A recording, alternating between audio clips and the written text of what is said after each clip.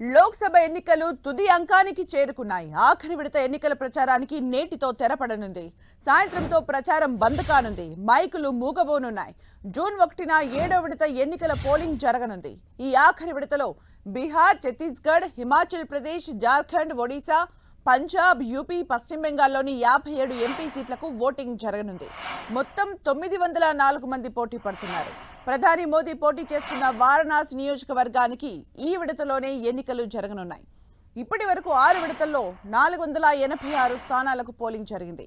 ఇక చివరి విడతలో 57 స్థానాలకు జూన్ 1న ఎన్నికల పోలింగ్ జరగనుంది. చివరి బూత్లో పోలింగ్ ముగిసిన అరగంట తర్వాత ఎగ్జిట్ పోల్స్ అంచనాలు వెలువరించనున్నాయి. ఇక ఎగ్జిట్ పోల్స్ అంచనాలు పక్కన పెడితే అసలు ఫలితాలు వెలువడేది జూన్ 4న.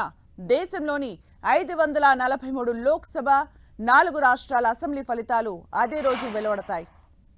ఉదయం 8 గంటల నుంచి ఓట్ల లెక్కింపు ప్రారంభమవుతుంది. లోక్సభ ఎన్నికల్లో మొత్తం 8360 మంది అభ్యర్థులు పోటీ చేశారు. ఇక సార్వత్రిక ఎన్నికలో 6 విడతల పోలింగ్ శాతాలను కేంద్ర ఎన్నికల సంఘం అధికారికంగా ప్రకటించింది.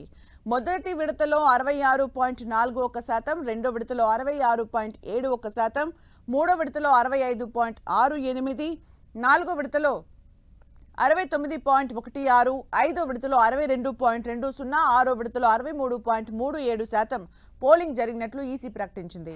మొదటి విడతలో 102 లోక్సభ స్థానాల్లో పోలింగ్ జరగగా రెండో దశలో 89, మూడో దశలో 94, నాలుగో దశలో 96, ఐదో దశలో 47, ఆరో దశలో 25 ఎంపీ స్థానాల్లో పోలింగ్ జరిగింది. ఎల్లుండి జరగనున్న 7వ దశలో 57 ఎంపీ స్థానాల్లో ఓటింగ్ జరగనుంది.